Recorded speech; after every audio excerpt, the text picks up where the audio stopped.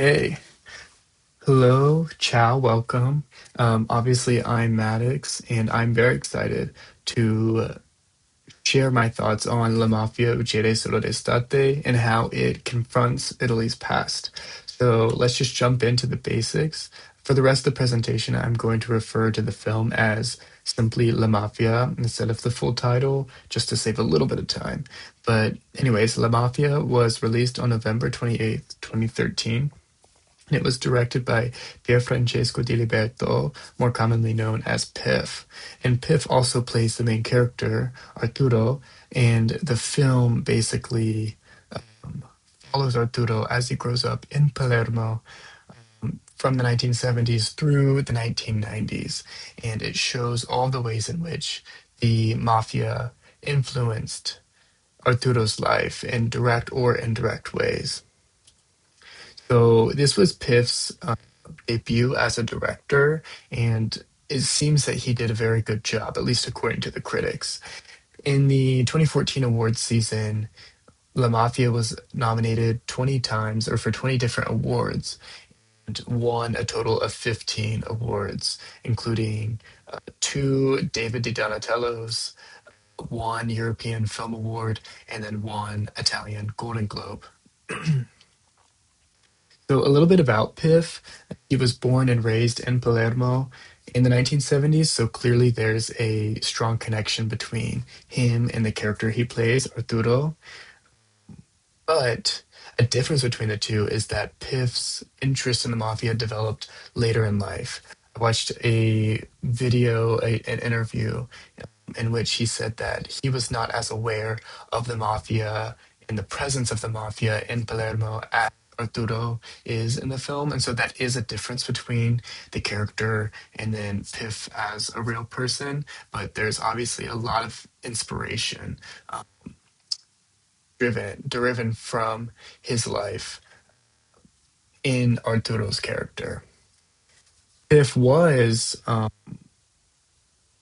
heavily fascinated and interested in filmmaking from a young age, mainly because of his father's career as an Italian director. His father was Maurizio Di Liberto, and so because he was a director, Piff had an early engagement with filmmaking and took a interest in it. And then throughout all of his work, he often uses comedy and satire to spread the message that he wishes to spread. So, and we're just going to look at his career at a very basic glance. In 1998, he assistant directed with Franco Zeffirelli, Deco Mussolini, which is essentially about class British and American women who raise an abandoned child in Italy as fascism is on the rise. And then 2 years later, he assistant directed I Cento Passi with Giordana, which this is obviously a film that we know very well in this course. And it has similar themes of mafia violence and the normalization of that. More specifically, it examines the story of Peppino Impastato and his relationship with the mafia. And then from 2001 to 2010, he worked as an author and a reporter for Le Iene, or The Hyenas, which is a satirical journalist television show. And then in 2013, we get La Mafia, which was followed, like I mentioned earlier, it was his debut as a director. And then that was followed up in 2016 with In Guerra per Amore, which I'm the least familiar with, but from what I understand, it is about a man who falls in love with a woman.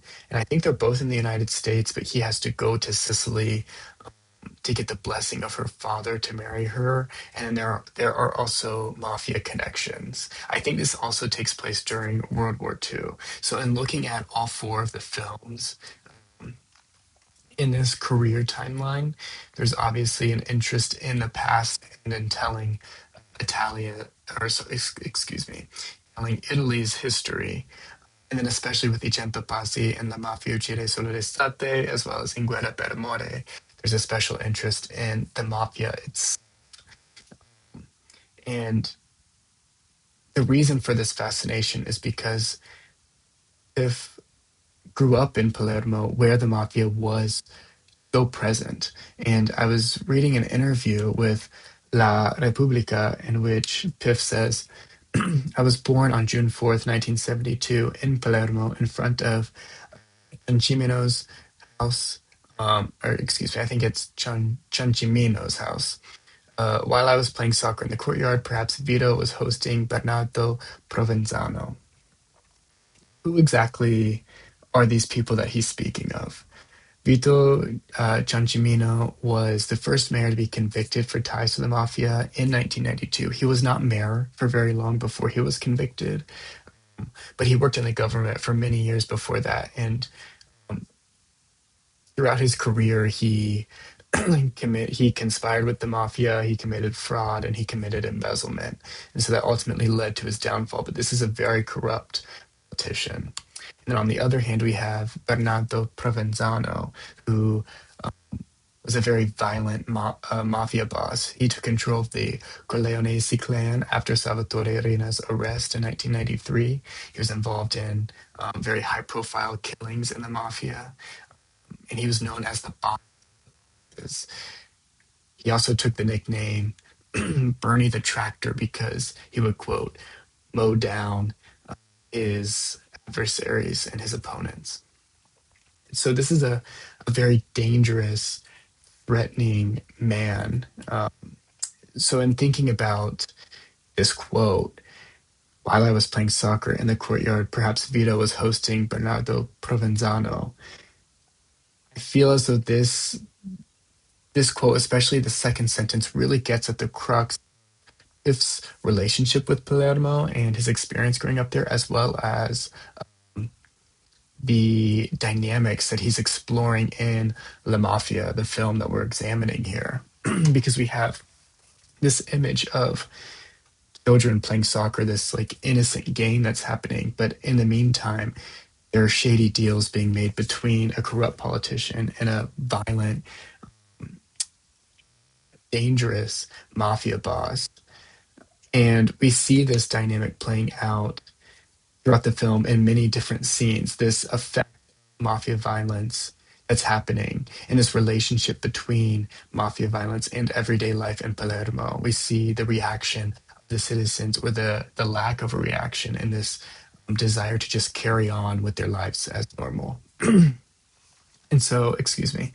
So some of the highlighted scenes that I've selected, they range from his very conception and a very interesting opening sequence all the way to that kiss, the passionate kiss in the midst of protest of the people of Palermo. But each one of these scenes shows how the mafia or the presence of the mafia has influenced Arturo's life. I think for me, for whatever reason, I am most drawn to the Journalist of the Month scene and how a high profile killing ultimately led to the cancellation of the event as it was happening and prevented Arturo from reading his winning submission to the crowd and to his class. And that just made me so sad for him.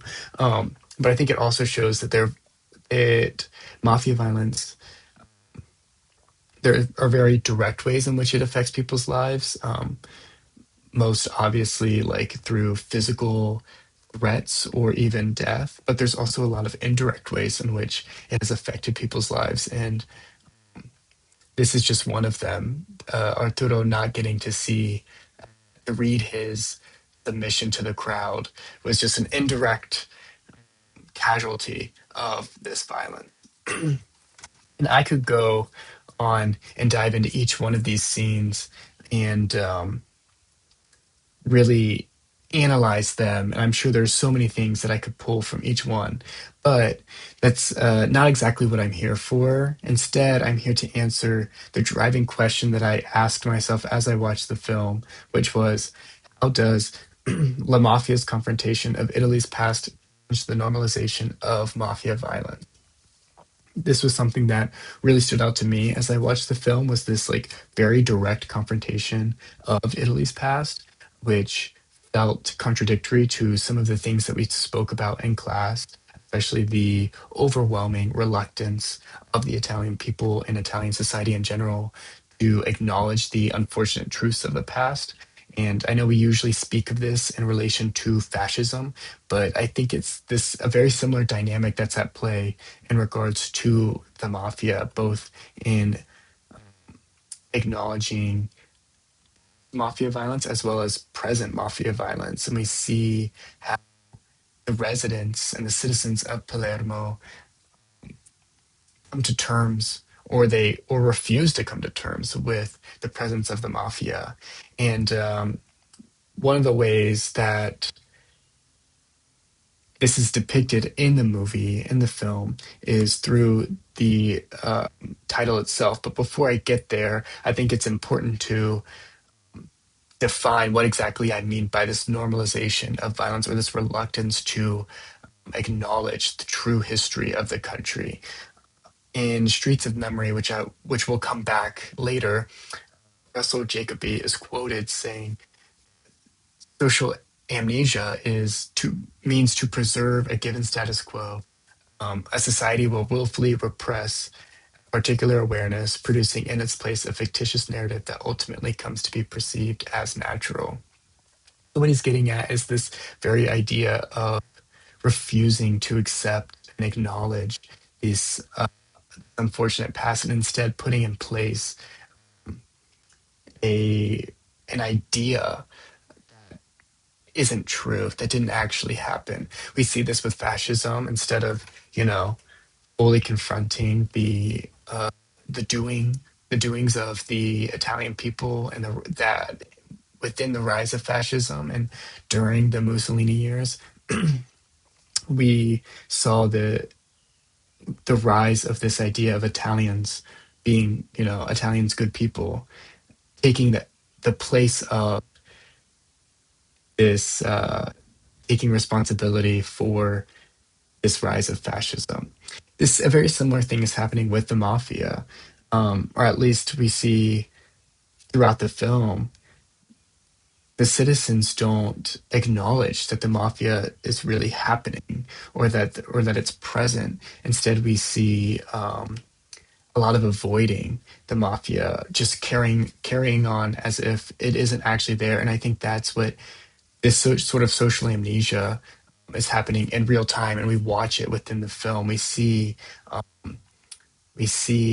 how the citizens refuse to reconcile this presence, and they just pretend that everything is normal. They just kick the bucket down the road and don't really want to acknowledge that the mafia is present, that violence is so imminent. And one of the ways in which the film does this is through the title itself, which has a very satisfying moment in which the character says the line, "I always love in movies, do this." In this scene, Arturo asks his dad if the mafia is going to kill their family. And his father tells him, "It's winter now, the mafia kills only in the summer," which obviously isn't true. His father knows that it's not true, but he refuses to give him a proper answer or a real answer and tell them that actually, you know, because of the mafia's presence, there always is a little bit of a threat and a danger. But instead, he just tells him this to sort of pacify his concerns, Arturo's concerns, which I think is an attitude very common throughout the film, and it shows the willful blindness of Sicilian society towards mafia violence. How exactly does the film challenge and subvert that expectation or confront this willful blindness? I've selected two key scenes that, in my opinion, demonstrate the film's effectiveness in combating these attitudes. One of which is a montage of archival clips of mafia violence in the 70s and the 80s. And the other is also a montage, but of Arturo showing his family the plaques dedicated to the victims of mafia violence. So, first, we're going to watch the scene of archival clips. And I could not figure out how to get the sound to work on the screen recording, so this is going to be a little bit of a silent film.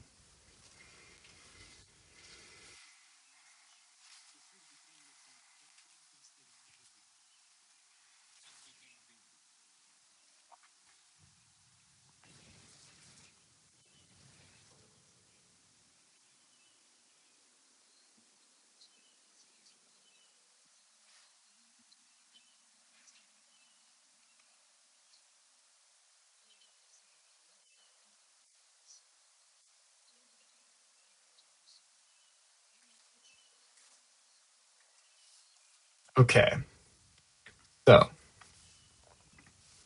um, so basically, what this scene is doing, I've broken it up into two main um, points that the scene is trying to make, or two things, I guess, that it's doing that I find so effective. One, it shows the real human cost of mafia violence, and the second is that it increases trust in institutions. Now, for the second one, I must admit this is a little bit of a stretch because we don't actually have stats to back that up, specifically with La Mafia Uccide Solo d'Estate, but we do have peer-reviewed scientific studies show this same dynamic, this same tool, this method that the film is using has been effective in the past. And I'll get into that in a second. But first, um, this real human cost of mafia violence is very effective in appealing to the emotional side of the viewer. And in a cinematic anti-monument against mafia violence, Massimiliano Delfino writes, blood as evidence of violence and death functions here as a symbolic trigger for resistance. The image of the injured or dying human body has to be understood as connected with the community and aimed at mobilizing a public reaction in the direction of a socio-political renewal. So basically what he's saying here is that seeing this gore, this violence, this blood, these lifeless bodies, it triggers a feeling within most people, which is very uncomfortable, and it leads us to want to act on that. And so this aimed at mobilizing a public reaction in the direction of socio-political renewal. It's basically saying that when a film uses this gore, this violence in this way, it can be an effective means in changing attitudes and mobilizing people to take a stand against whatever it is that is causing this violence.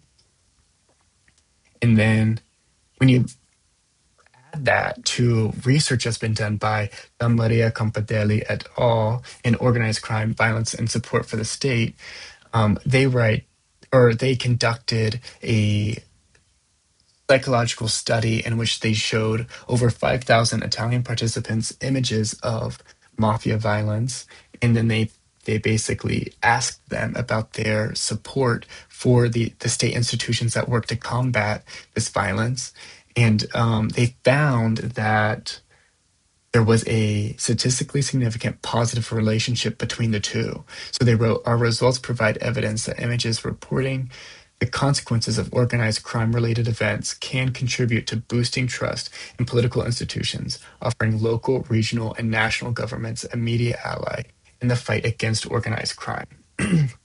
So not only do these scenes of carnage appeal to this emotional side of the viewer, and not only is it a strong artistic expression, but it's also statistically proven to be an effective tool in shaping public attitudes.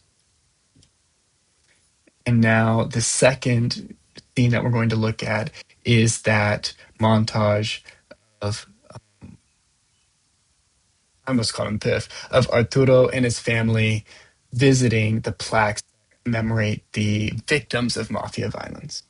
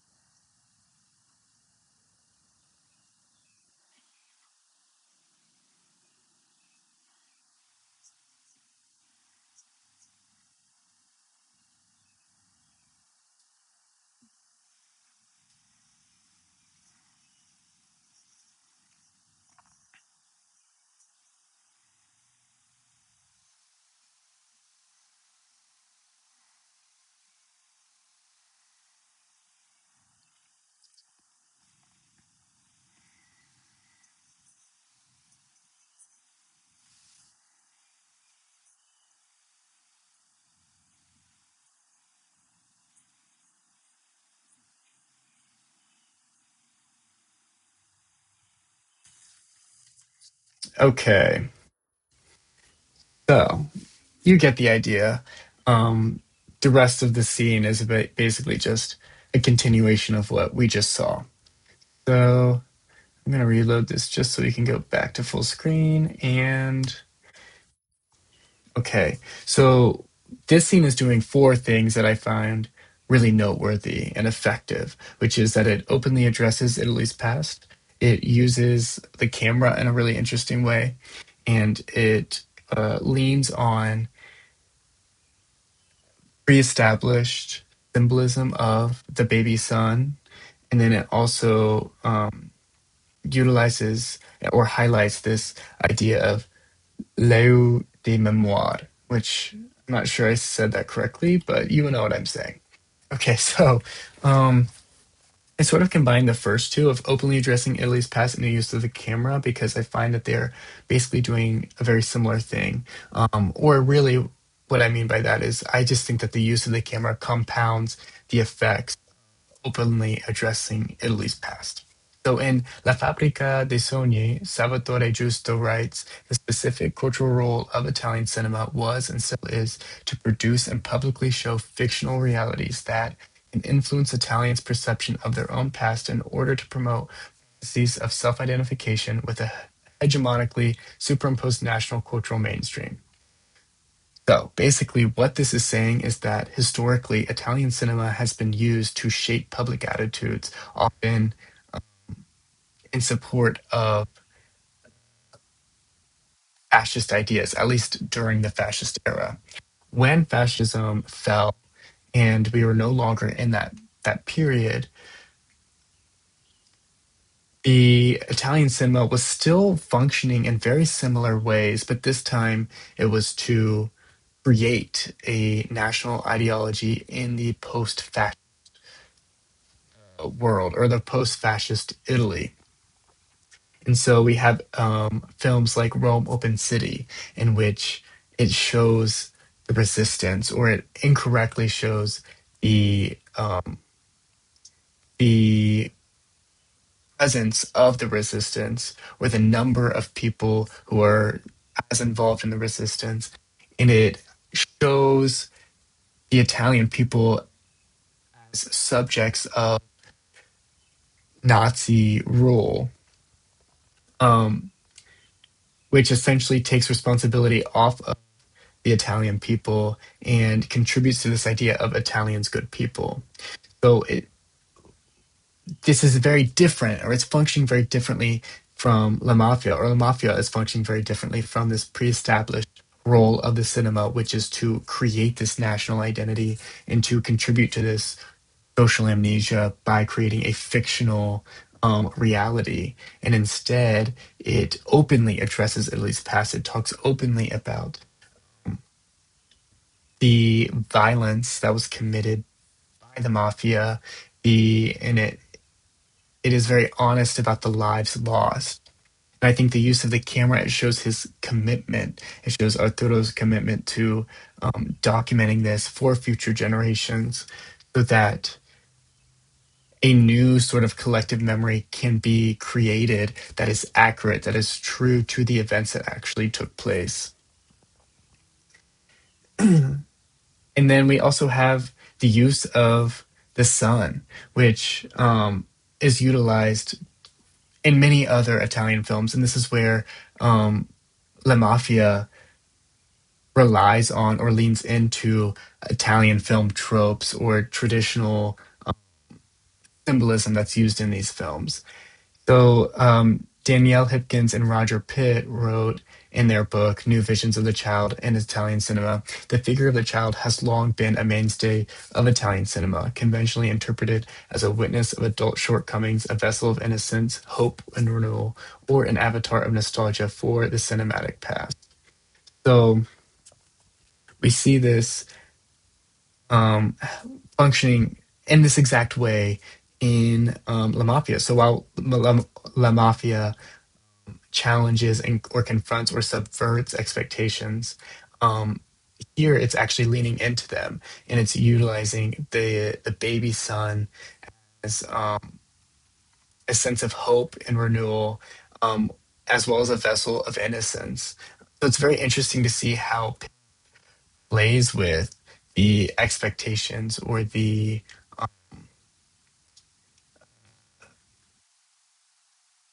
excuse me, I'm drawing a blank. But the basically how Piff goes back and forth between confronting Italy's past and subverting expectations versus leaning into them.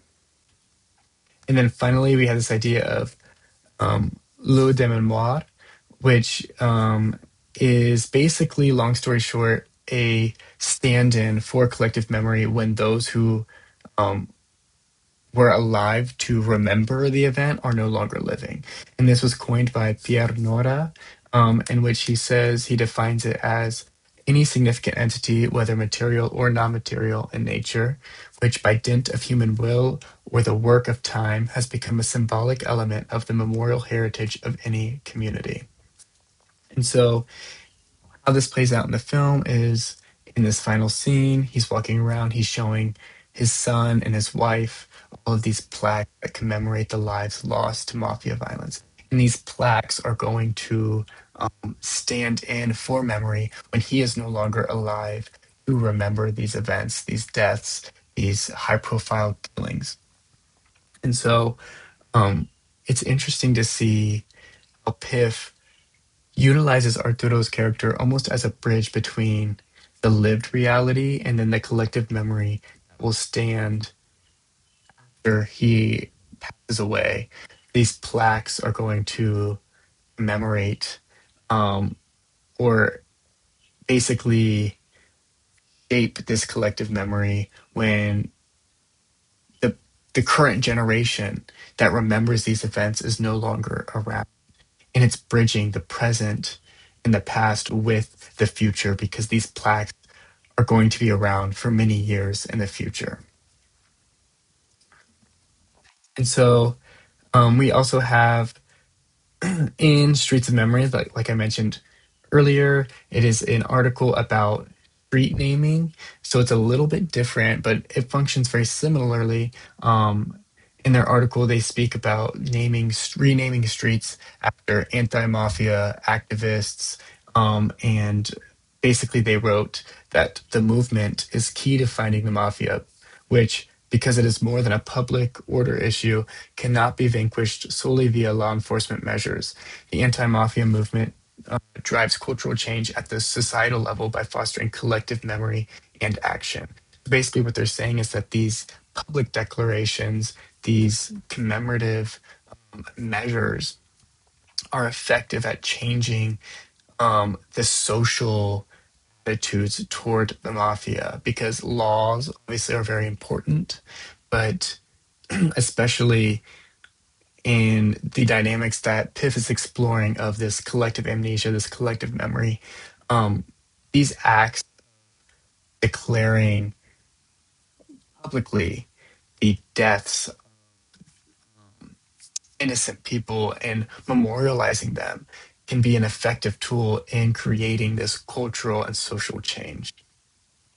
So, in conclusion, La Mafia Uccide Solo d'Estate breaks from Italy's long tradition of using cinema to soften uncomfortable histories by directly confronting the normalized violence, silence, and collective denial surrounding the mafia. Thank you very much. And here are